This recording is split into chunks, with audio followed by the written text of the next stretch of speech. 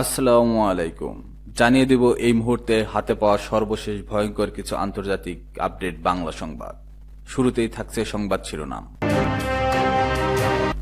শুরুতেই জানিয়ে দিব ইসরায়েলকে ধুলোয় মিশিয়ে দেওয়ার হুমকি ট্রাম্পের। জানিয়ে দেব 18 মাস ধরে গাজায় ঘণ্টায় একজন নারীকে হত্যা করেছে ইসরায়েল। এরপর রয়েছে যুদ্ধ বন্ধ না করলে ভারত পাকিস্তানকে যে হুমকি দিয়েছিলেন ট্রাম্প। সর্বশেষ থাকছে নেতানিয়াহু সেনাদের গাজায় যুদ্ধ অপরাধ করতে পাঠাচ্ছে ইসরায়েলের সাবেক সেনাপ্রধান। এতক্ষণ শুনছিলেন সংবাদ শিরোনাম, এবার বিস্তারিত। প্রিয় দর্শক, আপনি যদি এই চ্যানেলে নতুন হয়ে থাকেন, ভিডিওটি দেখতে দেখতে চ্যানেলটি সাবস্ক্রাইব করে আমাদের সাথেই থাকুন।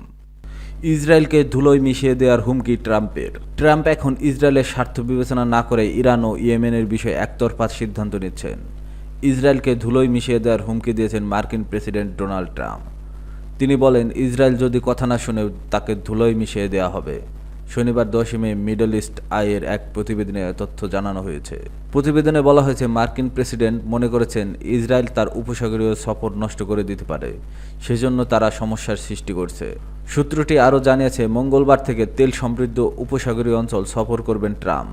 তিনি চান এ সময় যেন মধ্যপ্রাচ্যের যুদ্ধ ও দুর্ভিক্ষ থেকে মুক্তি পায়। এরই পরিপ্রেক্ষিতে তিনি ইঙ্গিত দিয়েছেন যে ইসরায়েল যদি কথা না শুনে তাকে ধুলোয় মিশিয়ে দেবেন। এক সিনিয়র পশ্চিমা কর্মকর্তারা মিডল ইস্ট আইকে বলেন, নেতানিয়াহু ও ট্রাম্পের মধ্যে যে ফাটল তৈরি হয়েছে তা খুবই তীব্র। ইসরায়েল ইস্যুতে হতাশাজনক পরিস্থিতি সৃষ্টি হয়েছে। বিশ্লেষক ও কূটনীতিকদের মতে, সফরের আগেই কিছু সংবেদনশীল ইস্যু নেতানিয়াহুকে বিব্রত করেছে। এর মধ্যে সবচেয়ে গুরুত্বপূর্ণ ইরানের সাথে চলমান পারমাণবিক আলোচনা। মার্কিন ভাইস প্রেসিডেন্ট জেডি ভ্যান্স সম্প্রতি এক আলোচনায় প্রতি ইতিবাচক প্রতিক্রিয়া জানিয়েছে। ইন্টারন্যাশনাল ক্রাইসিস গ্রুপের মার্কিন প্রোগ্রাম পরিচালক মাইকেল ওয়াইদ হান্না বলেন, ট্রাম্প এখন ইসরায়েলের স্বার্থ বিবেচনা না করেই ইরান ও ইয়েমেনের বিষয়ে একতরফা সিদ্ধান্ত নিচ্ছেন।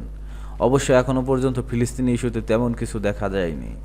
18 মাস ধরে গাজায় ঘণ্টায় একজন নারীকে হত্যা করেছে ইসরায়েল। ফিলিস্তিনি ভূখণ্ড গাজায় ইসরায়েলি নির্মম বর্বরতা চালিয়ে যাচ্ছে 18 মাসব্যাপী সময় ধরে। এ সময় ইসরায়েলি বাহিনী প্রতিবেদনে অঞ্চলটিতে ঘণ্টায় গড়ে একজন করে ফিলিস্তিনি নারীকে হত্যা করেছে এবং এখনও করছে। সোমবার প্রকাশিত এক প্রতিবেদনে মানবাধিকার সংস্থা Europe med human rights monitor এ তথ্য জানিয়েছে।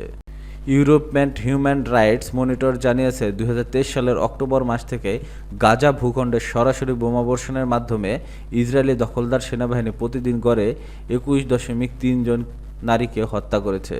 সংস্থাটি আরও জানিয়েছে, এর মানে প্রতি ঘন্টায় প্রায় একজন ফিলিস্তিনি নারী নিহত হয়েছেন। এই হিসাবের মধ্যে অবরোধ, অনাহার বা চিকিৎসার অভাবে মারা যাওয়া নারীদের অন্তর্ভুক্ত করা হয়নি। সংস্থাটি বলেছে, গাজায় নারী হত্যার এই হার বিস্ফোরক ও নজিরবিহীন।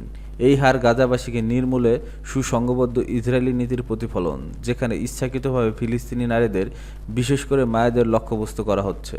ইউরোপ মেডের মাঠ পর্যায়ের কর্মীরা হাজার হাজার নারীর হত্যাকাণ্ডের নথি সংগ্রহ করছেন। তাদের অনেক সন্তান ধারণে সক্ষম বয়সের এবং হাজার হাজার মা তাদের সন্তানের সঙ্গেই নিহত হয়েছেন। তাদের বাড়ি, আশ্রয় শিবির, অস্থায়ী আশ্রয়স্থল বা সুরক্ষার খোঁজে পালানোর সময় অথবা সন্তানদের রক্ষা করতে গিয়ে তারা নিহত হয়েছেন। সংস্থাটি সতর্ক করে বলেছেন, প্রতিদিন লক্ষ্যবস্তু করার এই প্রবণতা ইঙ্গিত দেয় যে ইসরায়েল গাজার ফিলিস্তিনি নারীদের হত্যাকে একটি জনগোষ্ঠীকে ধ্বংস করার হাতিয়ার হিসেবে ব্যবহার করছেন। এটি আন্তর্জাতিক আইনের অধীনে গণহত্যার অপরাধের আওতায় পড়ে। এটি ফিলিস্তিনি জনগণের ভবিষ্যৎকে সরাসরি হুমকির মুখে ফেলছে। গাজা প্রশাসনের স্বাস্থ্য সংক্রান্ত নথি অনুসারে গাজায় ইসরায়েলি গণহত্যার 582 দিনে 12,400 ফিলিস্তিনি নারী নিহত হয়েছে। এর মধ্যে 7,920 জন ছিলেন মা। মাঠ পর্যায়ের তথ্য দেখা গেছে, সরাসরি ইসরায়েলি বোমাবর্ষণের কারণে মা, গর্ভবতী নারী ও স্তনদানকারী মায়েদের মৃত্যুর হার নজিরবিহীন পর্যায়ে পৌঁছেছে। যুদ্ধ বন্ধ না করলে ভারত পাকিস্তানকে যে হুমকি দিয়েছিলেন ট্রাম্প বলেন, আমরা পারমাণবিক যুদ্ধ বন্ধ করেছি। এটি একটি ভয়াবহ পারমাণবিক যুদ্ধ হতে পারত, যাতে লাখ লাখ মানুষ মারা যেত। ভারত পাকিস্তান লড়াই বন্ধ না করলে দুই দেশের সাথে বাণিজ্য বন্ধ করে দেওয়ার হুমকি দিয়েছিলেন মার্কিন প্রেসিডেন্ট ডোনাল্ড ট্রাম্প। সোমবার হোয়াইট হাউসে বক্তব্যে প্রেসিডেন্ট ট্রাম্প বলেন, শনিবার আমাদের প্রশাসন ভারত ও পাকিস্তানের মধ্যে তাৎক্ষণিক ও সম্পূর্ণ যুদ্ধবিরতির মধ্যস্থতা করেছে। আমি মনে করি এটি একটি স্থায়ী যুদ্ধবিরতি। এর ফলে দুটি পারমাণবিক শক্তিধর দেশের মধ্যে একটি বিপজ্জনক যুদ্ধের অবসান ঘটেছে। তিনি বলেন, উভয় দেশে একে অপরের বিরুদ্ধে নেওয়া পদক্ষেপ দেখে মনে হচ্ছিল এটি সহজেই থামবে না। তবে আমি খুবই গর্বিত যে ভারত ও পাকিস্তানের নেতৃত্ব পরিস্থিতির গুরুত্ব বুঝতে পেরেছে। আমরা এতে সাহায্য করেছি। বক্তব্যে ট্রাম্প এটিও বলেছে যে তিনি বাণিজ্য শুল্কের মাধ্যমে এই সংঘাত নিরসনে গুরুত্বপূর্ণ ভূমিকা পালন করেছেন। আমি বলেছিলাম, তোমাদের সাথে আমরা অনেক ব্যবসা করব, চলো লড়াই বন্ধ করি। যদি তুমি এটা বন্ধ করো আমরা ব্যবসা করব, অন্যথায় আমরা তোমাদের সাথে কোনো ব্যবসা করব না। মার্কিন প্রেসিডেন্ট এ সময় আরও বলেন, তখন তারা থামতে রাজি হলো। তারা বিভিন্ন কারণে থেমে গিয়েছিল, তবে বাণিজ্য ছিল একটি বড় কারণ। আমরা ভারত ও পাকিস্তানের সাথে প্রচুর পরিমাণে বাণিজ্য করব। আমরা ভারতের সাথে বাণিজ্য নিয়ে আলোচনা করেছি, পাকিস্তানের সাথে শীঘ্রই আলোচনা করব আমরা। ট্রাম্প বলেন, আমরা পারমাণবিক যুদ্ধ বন্ধ করেছি। এটি একটি ভয়াবহ পারমাণবিক যুদ্ধ হতে পারত, যাতে লাখ লাখ মানুষ মারা যেত। আমি এতে খুবই গর্বিত যে আমেরিকা যুদ্ধ বন্ধ করেছে। নেতানিয়াহু সেনাদের গাজায় যুদ্ধাপরাধ করতে পাঠাচ্ছে, ইসরায়েলের সাবেক সেনাপ্রধান। গাজায় ইসরায়েলি সামরিক অভিযানকে সরাসরি যুদ্ধাপরাধ আখ্যা দিয়েছে দেশটির সাবেক সেনাপ্রধান মোশে ইয়েলন। তিনি ইসরায়েলের প্রধানমন্ত্রী বেনিয়ামিন নেতানিয়াহু এবং সেনাপ্রধান এয়াল জামিরের তীব্র সমালোচনা করেছেন। ইসরায়েলি সংবাদ মাধ্যম ইয়েনেট দেওয়া এক সাক্ষাৎকারে মোশে ইয়েলন বলেন, বর্তমান সেনাপ্রধান তার সেনাদের গাজায় যুদ্ধাপরাধ করতে পাঠাচ্ছেন এবং ইসরায়েলি সরকার ইহুদি নৈতিকতা থেকে বিচ্যুত হয়েছে। ইসরায়েলি প্রধানমন্ত্রী নেতানিয়াহুর উদ্দেশ্যে দেশটির সাবেক এই সেনাপ্রধান বলেন, আপনি সেনাদের যুদ্ধাপরাধ করতে পাঠাচ্ছেন। ইয়েলন বলেন, ইসরায়েল হামাসের কাছে বন্দীদের পরিত্যাগ করেছে, দেশটি গাজার জাতিগত নিধন অভিযান চালাচ্ছে। মোশে ইয়েলন 2013 থেকে 2016 সাল পর্যন্ত ইসরায়েলের প্রধানমন্ত্রী বেনিয়ামিন নেতানিয়াহুর প্রতিরক্ষা মন্ত্রীর দায়িত্ব পালন করতেন।